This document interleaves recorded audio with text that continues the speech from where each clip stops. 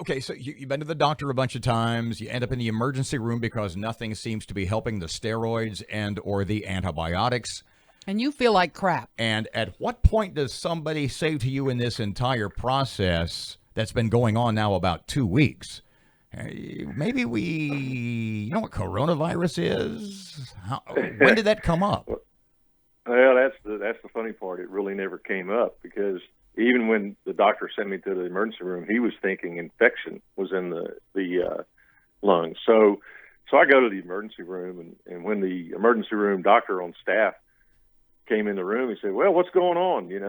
And they had made a shift change, so the doctor that had called over and gave the pre-information had already left his shift, and so I had to reacquaint him. I said, "Well, I'm feeling bad, and I'm not getting better." And I said, "So the quick care doctor sent me over here," and he says, he kind of points up at the TV and says, "Oh, you probably believe in all this media hype and think you got the coronavirus." And I said, "I don't know what I got, but I said I'd like to get better." So, and he said, "Well, I see a little something in your X-ray in the lungs." He said, "But you've got some antibiotics." He said, "You probably just need to go home and finish those out and let this pneumonia or whatever you got develop and work its way out." And I said, "Well, the quick care doctor really wanted me to get a CAT scan." He goes, "You want a CAT scan?" I said, "I don't want a CAT scan." I said, "The doctor recommended it." He said, "Well, hang on a minute." So he leaves, and the lady comes in to get me. She said, "We're going to go down and do a CAT scan." And I said, "Okay." And this is a short version. But anyway, so I get back in the emergency room, and they come in there, and that doctor comes in, and he had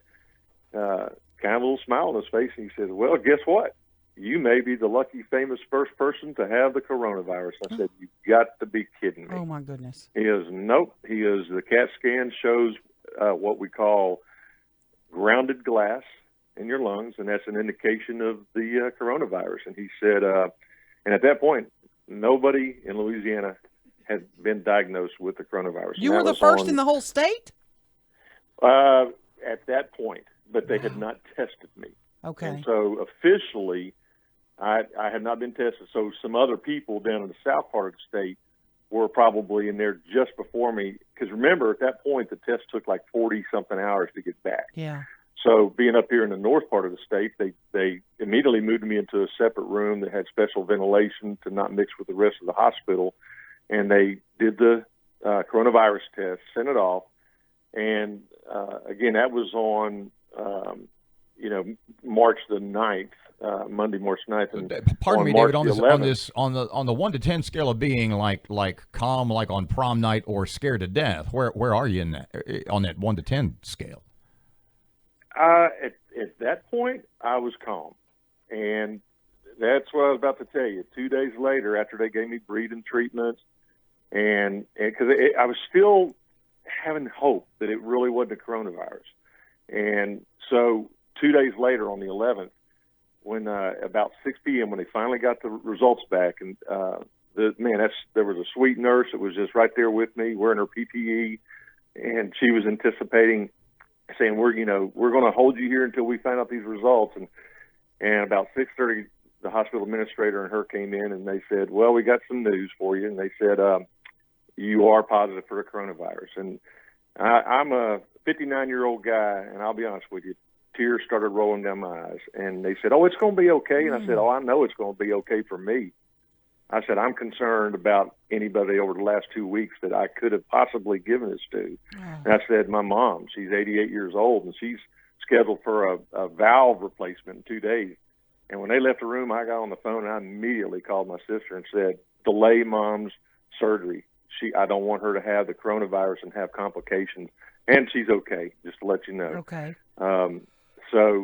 But I'm telling you, it hit me like a ton of bricks. I'm like, "Oh my gosh, how can this be?" And what did what did they do to treat you, David? In the hospital, they gave me a couple or a few bags of antibiotic drip that intravenously. They gave me a couple breathing treatments, or 2 breathing treatments, like somebody would get if they have asthma. They gave me some oxygen through my nose. I was never on a ventilator, and all of that helped. And I'm gonna tell you, they released me because my vitals were good. My blood oxygen level got back up to normal, and they released me out of the hospital on March the 11th, and I went home, and 3 days later, I didn't have any fever, and that was it. From that day on, from basically March the 14th on, I was good. And I mean, to me, I had an easy healing once I got a few little treatments. But, you know, again, did the steroids initially delay it and shut my body down on fighting this? Because one thing I've been told is when you get the fever, you really shouldn't take something to reduce the fever unless you're really getting bad, 102, 103, 100, 104 for sure. Let the fever burn that virus off is what one doctor told me. And so when that fever got killed from the steroid shots and I'm feeling good, did it let it manifest itself more in my lungs? Because that's what it had to be. David, stay with us another couple of seconds. When we come back from the news break, going to be a couple of minutes, but when we come back, I want you to talk about what has happened since you've recovered. And how many people you think you infected. It's a pretty interesting story, and your attitude is, bluntly speaking, pretty darned amazing, so stay with us.